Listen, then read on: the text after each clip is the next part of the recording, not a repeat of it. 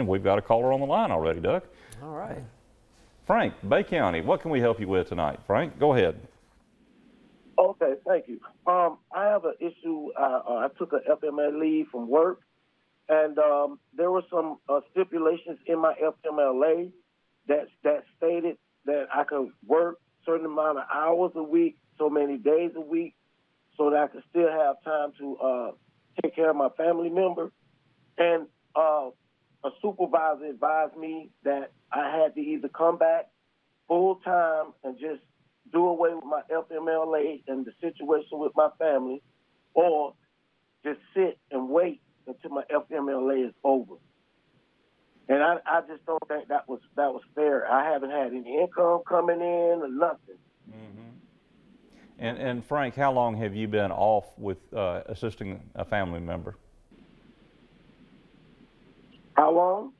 Yes, sir. How long? How many weeks or how many months have you been off? Well, I've been off now since December the 2nd. All right. So you're coming up on really the almost the end of FMLA period. I don't know if you do any FMLA work, do you? And for the folks out there, FMLA is the Family Medical Leave Act. It usually applies to somebody that's close to you, meaning somebody part of your immediate family.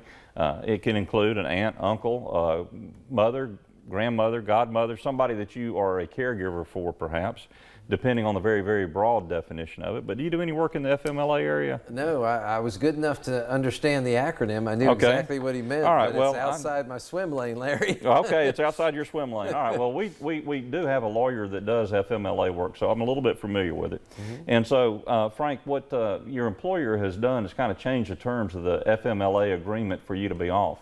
And for the folks out there in the audience, FMLA says we're going to hold your job open anywhere from 12 to 16 weeks. And we're going to hold your job open. That doesn't mean that the employer is going to pay you. Now, Frank's employer gave him, to start with, an opportunity to work part-time or come in and do some hours and kind of work around his schedule. But now he's got a supervisor that's kind of stepped in to change that. So, Frank, I need to get a little bit more information from you. We need to do that off the air. And this actually may be a violation of FMLA rules, because once they set up the rules and establish them at the very beginning, the employer needs to follow them all the way through that period of time. So Frank, we don't have your number, so we need to have you call our office tomorrow morning, and we'll put you in touch with that lawyer for a free consultation, and we'll see if there's something we can do to help you out, Frank.